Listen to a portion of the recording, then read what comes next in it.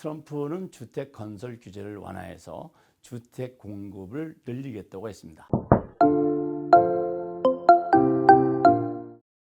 안녕하십니까, 안병찬 회계사입니다.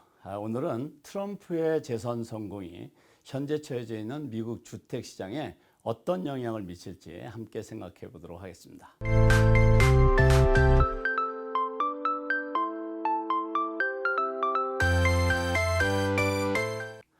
현재 미국의 주택 시장은 여러 가지 요인으로 인해서 매우 침체된 상태입니다. 먼저 높은 모기지 이자율이 큰 문제인데요. 이자율이 높아지면 주택 구입 비용이 늘어나기 때문에 많은 사람들이 주택 구매를 꺼리게 됩니다.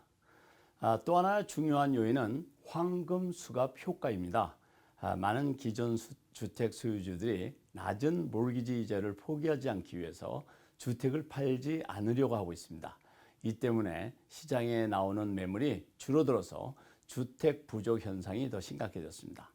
이런 현상은 신규 주택 공급 부족과 맞물려서 주택 가격은 높은 수준을 유지하고 있어서 많은 미국인들이 집을 구입하기 어려운 상황에 놓여져 있습니다. 먼저 트럼프의 주택 정책 공약을 이해해 보도록 하겠습니다. 트럼프는 이번 선거에서 주택 문제를 해결하겠다고 약속했습니다. 그의 공약을 보면 주택시장에 큰 변화를 일으킬 요소들이 있습니다. 트럼프의 주요 공약은 크게 두 가지로 나눌 수 있는데요. 규제 완화와 이민 감소입니다.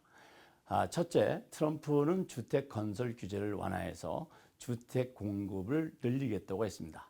현재 연방, 주, 지방 정부의 다양한 규제가 신규 주택 건설 비용을 높이고 있다고 보고 이러한 규제를 줄이면 주택 건설 비용이 절감될 수 있다고 주장합니다.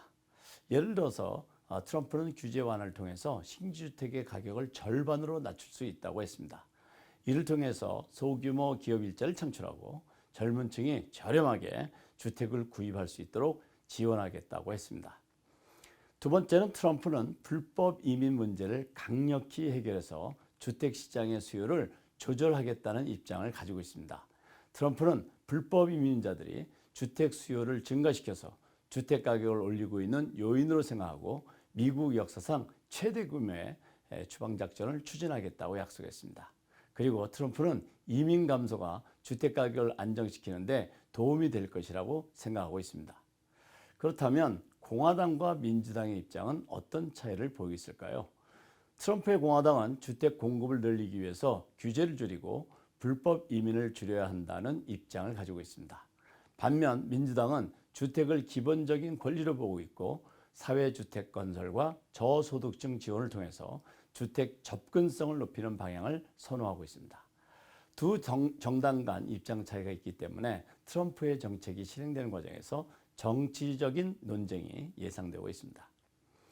시장 전문가들의 평가 역시 냉정한데요. 리얼토닷컴과 같은 부동산 전문가들은 트럼프의 규제 완화가 주택 공급을 늘리는데 긍정적일 수 있지만 이민 감소 정책이 주택 건설에 필요한 노동력을 감소시키고 장기적으로는 인구 감소로 이어질 수 있다는 우려를 표하고 있습니다.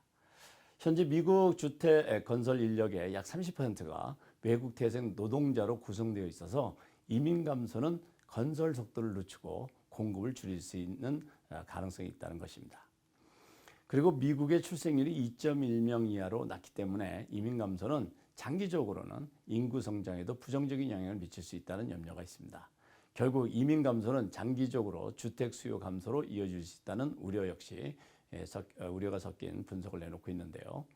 트럼프의 주택 시장 공약을 현실적인 수치로 생각해 보면 트럼프는 규제를 완화하게 되면 주택 가격이 절반으로 낮아질 수 있다고 주장했지만 전문가들은 규제 비용이 실제로는 평균 주택 비용의 약 한 10에서 15% 정도를 차지한다고 보고 있습니다. 즉 규제 완화로 신규 주택 가격이 어느 정도 낮아질 수는 있겠지만 절반 수준으로 줄이는 것은 현실적으로 어려운 이야기라는 것입니다. 그리고 트럼프는 몰기지 이자율을 낮추겠다고는 했지만 몰기지 이자율은 시장 환경과 연방준비제도의 금리 정책에 의해서 결정되게 됩니다. 대통령이 직접 몰기지 금리를 조정할 수 없기 때문에 이 공약이 실현될 가능성은 낮습니다.